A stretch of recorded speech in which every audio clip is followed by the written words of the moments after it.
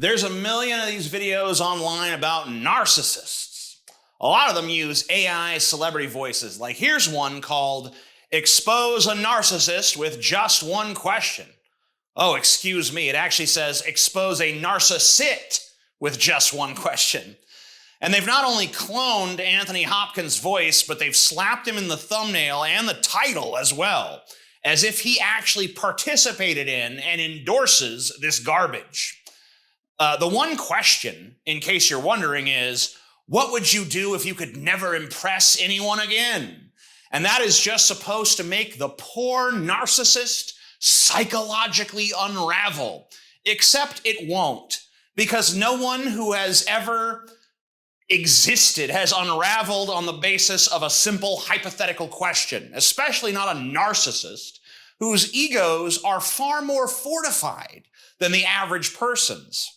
I can tell you what I would say, for instance. I'd say, well, then I guess I'll just have to keep impressing myself. And that would be that.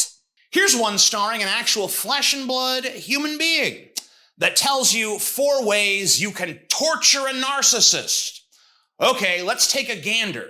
Ladies and gents, today we're going to look at 4 ways to torture the narcissist.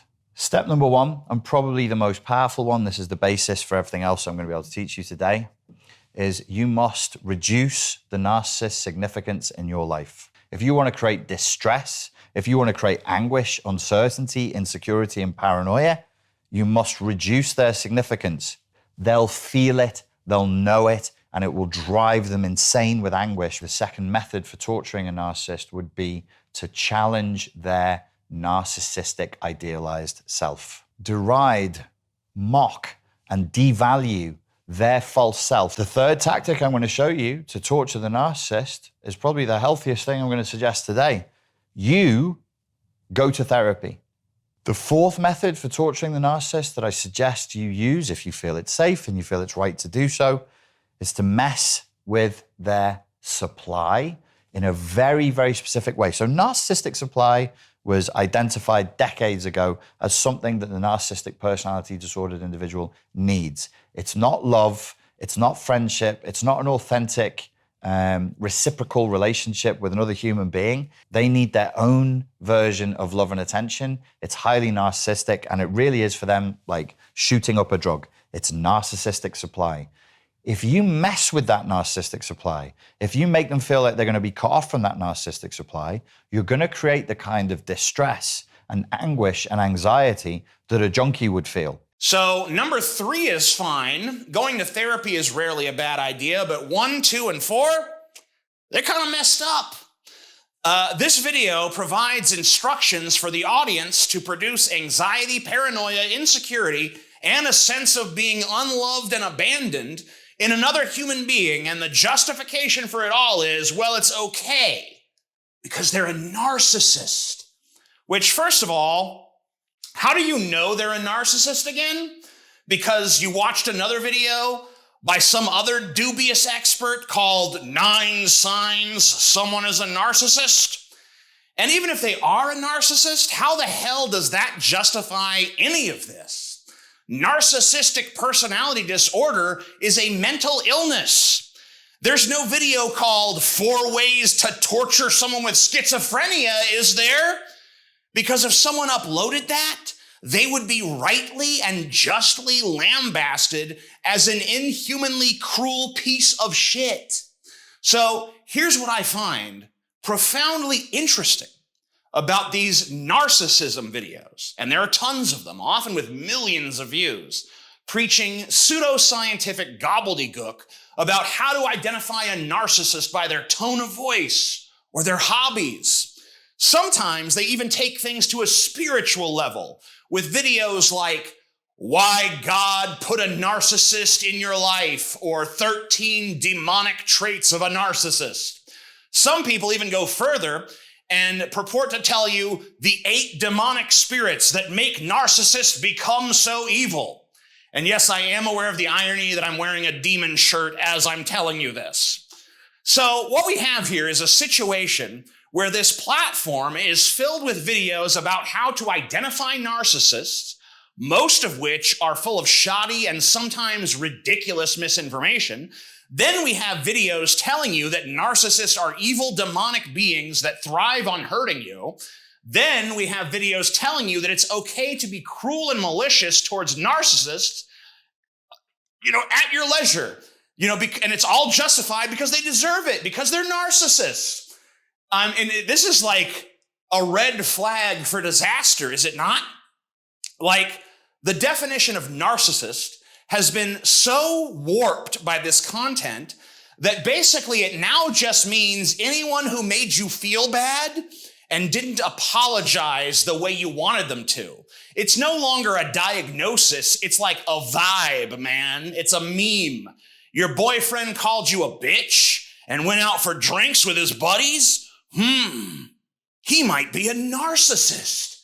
Better check the YouTubes. Oh shit. He does talk in that tone of voice sometimes. It's all adding up. He must be infested with demons. You'd better start systematically, psychologically torturing him. It's okay. He's a narcissist. So I have a theory about this content, and I want to make it clear to you that what you're about to hear is just the speculation of a complete non-expert. But here's an idea I'd like you all to just chew on for a second.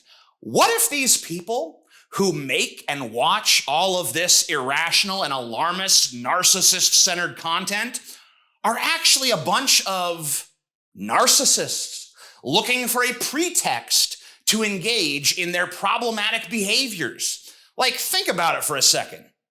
What are the symptoms of narcissism?